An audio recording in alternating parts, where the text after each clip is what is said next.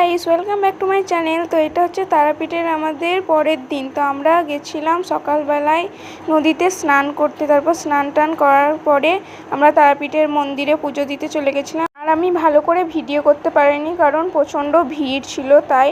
তো পুজো কমপ্লিট করে তারপরে বিকেলে বেরিয়েছিলাম একটু তারাপীঠে আর যে মন্দিরগুলো ছিল সেগুলো দেখার জন্য। আর এই মন্দিরটা নতুন তৈরি হয়েছে। তো এই মন্দিরটায় আমরা এখন ঢুকছি। তো এই মন্দিরটা আমার বেশ ভালোই লেগেছে। আর মন্দিরের ওইদিকে পার্ক টার্ক সব ছিল, তো পার্কে আমরা যাইনি। আর গেছিলাম মণ্ডমালিনী তলা। তারপরে ওই মণ্ডমালিনী তলায় সব ঠাকুরগুলো দেখলাম, ঘুরলাম, ভালোই লাগছিল। তারপরে আমরা গেছিলাম পাতালঘর, যেটা তোমরা আলাদা একটা ভিডিওতে দেখতে পাবে।